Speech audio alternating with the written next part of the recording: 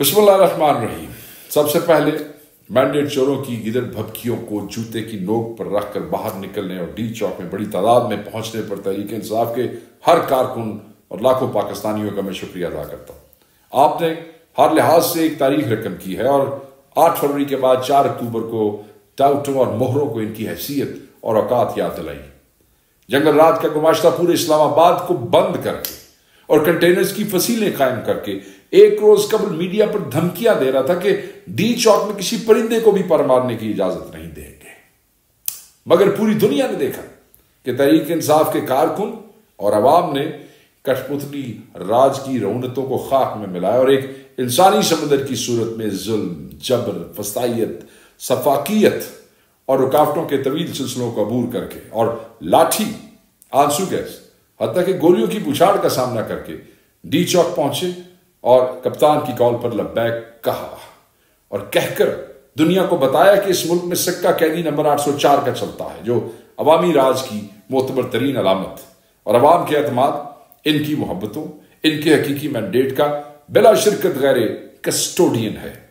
اس پرامن احتجاج کی نہایت جرت، حوصلے اور ہمت سے قیادت پر وزیر اعلیٰ پختونخوا علی امین گنڈاپور تحصیل کے مستحق ہیں۔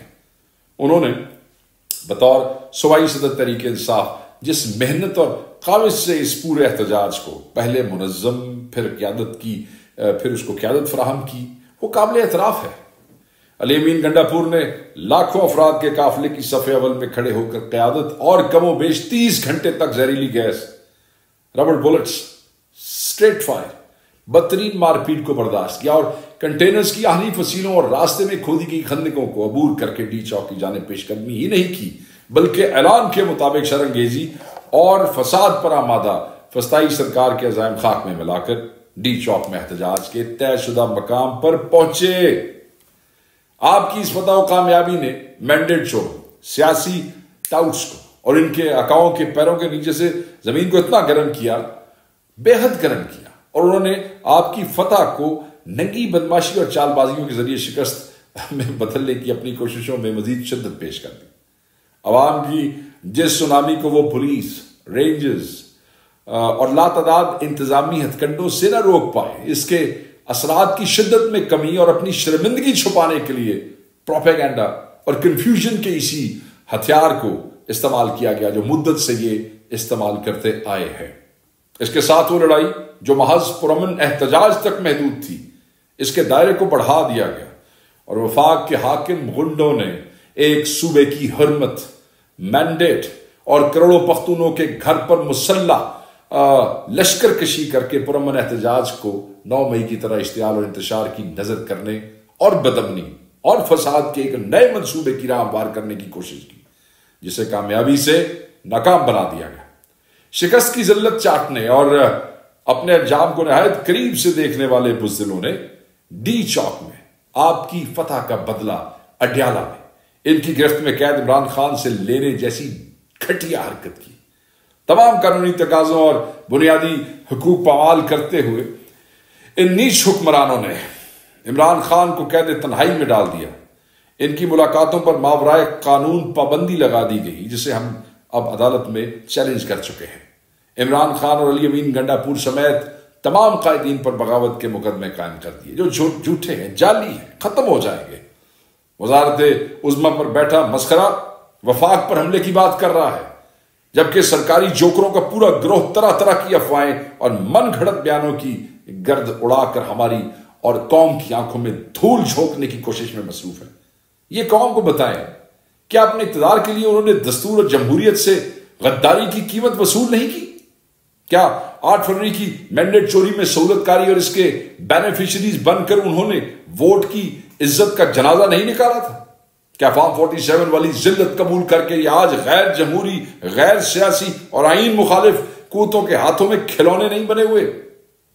کیا اپنی نوکریوں اور ملازمتوں کے لیے یہ پختونخوا کے کروڑوں عوام کو انتقام اور نفرت انگیز مہم کا نشانہ نہیں بنا رہے؟ کیا پختونخوا کو سینٹ میں نمائندگی سے آج تک انہوں نے محروم نہیں رکھا؟ کیا تحریک انصاف کے دور میں ختم کی گئی دہشت گردی کو واپس لا کر انہوں نے پھر سے پختونوں کے خون کو بیچنے کی کوشش نہیں کی ہے؟ کیا وفاق اور پنجاب کے وسائل پانی کی طرح بہا کر تم لوگ پختونوں کے خلاف نفرت انگیز مہم چلا کر صوبائی منافرت کے اس افریت کو زندہ کرنے کی کوششیں نہیں کر رہے جسے عمران خان نے دفن کیا تھا؟ کیوں تمہیں پختونخوا کے عوام کا مینڈیٹ قبول نہیں ہے؟ کیوں تم انتظامیہ اور پولیس کی سربراہی پر مقرر اپنے مجرموں کے ذریعے سے غیر مؤثر کرنے کے لیے رات دن مداخلت کرتے ہو؟ ہم تمہیں تمہاری پشتوں سے جانتے ہیں. یہ قوم تمہارے باطن میں چھپی خباستوں سمیت تمہیں پہچانتی ہے. تم غیرت، حمیت اور جمہوری و انسانی اقدار سے ادنا درجے میں بھی واقف ہوتے نا تو بند کمروں کی سازشوں کی بجائے میدان میں مقابلہ کرتے. آئین پر چڑھ دوڑنے کی ہر واردات میں سہولت خاری سے اپنا منہ کالا کرنے کی بجائے دستور کی حرمت کا پاس رکھتے. حقیقت یہی ہے، حقیقت میں بار بار کہہ رہا ہوں یہی ہے کہ عمران خان کل بھی اس قوم کا قائد تھا. عمران خان آج بھی ان کا راہبر ہے. وزیر اعظم بھی وہی ہے. حکم اور سکہ بھی اسی کا چلتا ہے. اور یاد رکھنا، میں بار بار کہتا ہوں، اس کی ایک کال پر لاکھوں پاکستانی نکل کر اسی کے مقرر کردہ مقام پر پہنچے. اس نے اپنے لوگوں کو پرامن رہنے کی ہدایت کی تو تمہاری ہر وحشت کے باوجود بھی لوگ پرامن رہے.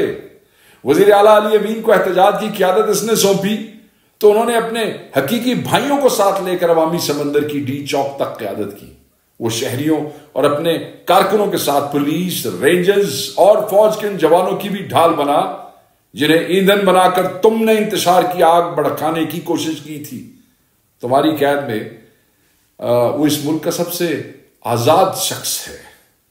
تمہارے بڑوں کے برعکس وہ اپنی ذات کا نہیں، اپنے ملک اور اپنی قوم کو ہر شے پر مقدم رکھتا ہے. آئین اور قانون کی حکمرانی پر اس کا ایمان تمہاری سلامتی اور خوش قسمتی کا وسیلہ ہے. وہ پرامن سیاسی سرگرمی اور اظہار و بیان سے تمہیں اصلاح کی راہ دکھلاتا ہے اور عوام کو غیظ و غضب کی راہ پر ڈالنے کی بجائے انہیں صبر و ضبط اور قانون کے احترام کی تلقین کرتا ہے. وگرنہ تمہاری اوقات ایسی نہیں کہ 24 کروڑ عوام کا تم سامنا کر سکو. شرم کرو اور باز آؤ اپنی فریب کاریوں سے، سازشوں سے، آئین اور جمہوریت پر حملوں سے. بند کرو یہ ترامیم کا ڈرامہ اور اس کی آڑ میں ملک کو اس ایکسٹینشن گینگ کی چراگاہ بنانے کی جو کوششیں تم کر رہے ہو. کسی بے غیرت شخص کے علاوہ کون ہے جو پارلیمنٹ کی کارروائی پر قابو پانے کے لیے ارکان پارلیمنٹ کو اغوا کرتا ہے، جب اس سے بے حمیت کون ہے جو اس گھٹیا عمل کے ذریعے اپنی نوکری میں توسیع کا لالچ کرتا ہے. اسپیکر قومی اسمبلی مجرموں کا اعلی کار نہ بنے اور اس باب میں اپنے وجود کا احساس دلوائے، اگرچہ اس سے اس کی امید نہیں. وہ انہی میں سے ایک اور انہی کے مفاد کا محافظ ہے. پاکستان تحریک انصاف بہرحال اپنے قائد کی منشا کے مطابق پرامن احتجاج، آئین و قانون کے دائرے میں رہ کر پرامن مزاحمت کا سلسلہ آگے بڑھائے گی اور ہر قیمت پر بڑھائے گی، اور اس سے کوئی نہیں روک سکتا. یہ ہمارا آئینی حق ہے.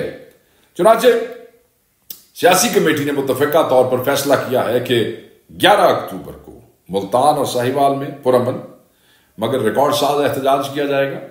12 اکتوبر کو گوجرانوالا اور سرگودا میں پرامن احتجاج کیا جائے گا. 13 اکتوبر کو ڈیرہ غازی خان ڈویژن کے عوام اپنے قائد کی آواز پر نکلیں گے، جبکہ 14 اکتوبر کو ایک مرتبہ پھر لاہور اور فیصل آباد میں مینڈیٹ چور ہو اور دستور پر حملہ اور منصوبہ سازوں کو عوام اپنا فیصلہ سنائیں گے، عوامی طاقت سنائیں گے. اس کے بعد پاکستان تحریک انصاف کی پولیٹیکل کمیٹی اہم اجلاس منعقد کرے گی اور اسلام آباد کے لیے پرامن احتجاج کا پروگرام جاری کیا جائے گا. عزیز کارکنان، ریاستی شرانگیزیوں یا جبر و فستائیت کا رواں سلسلہ نیا ہے، نہ ان کی بدماشیوں سے ہم نہ واقف ہیں. گزشتہ 2.5 برس کے دوران ہم نے اپنے قائد کی قیادت میں ان کی وحشتوں کا ہر روز ہر محاذ پر مقابلہ کیا. کپتان ہمیں کہا کرتے ہیں کہ ہارتا وہ ہے جو شکست قبول کر لیتا ہے. ہمیں منزل کو پانا ہے. ہم میں سے مایوس وہ ہو جس نے حقیقی آزادی کی بجائے کسی اور شے کو اپنی منزل بنایا. ہمارا کپتان پر امید ہے. وہ ظالموں کے سرکاری لشکروں کے مقابلے میں تنہا کھڑا ہے اور ہمیں عزیمت اور آزادی کی راہ دکھلا رہا ہے. جب وہ حقیقی آزادی سے کم کسی شے کو قبول کرنے پر آمادہ نہیں اور آخری گیند تک لڑنے کا اعلان کیے ہوئے ہے تو ہمارے قدم بیچ سفر میں کیسے ڈگمگا سکتے ہیں؟ ہم وسوسوں کو اپنے دلوں میں کیسے جگہ دے سکتے ہیں؟ ہم نے ظاہری اور باطنی شیاطین کی چالوں میں الجھنے کی بجائے منزل پر نگاہ مرکوز رکھنی اور پیش قدمی کو جاری رکھنا ہے۔ شہباز شریف تو شاہی کچھ نہیں ہے، ہم نے اس کے بڑے اور اس کے بھی بڑوں سے مادر وطن کو آزاد کروانا ہے۔ یاد رکھیے گا، چیری بلاسم کو ہمارا یہی پیغام ہے کہ پنجاب کی ڈاکو رانی کے ساتھ مل کر اپنے انجام کے حوالے سے منصوبہ بندی بر وقت مکمل کر لیں۔ فرار کی راہوں پر اس مرتبہ جنرل قمر جاوید باجوہ کے نہیں، عوام کے پہرے ہوں گے، اور یہ بڑی نوٹ کرنے والی بات ہے آپ کے لیے۔ عمران خان زندہ باد، پاکستان پائندہ باد۔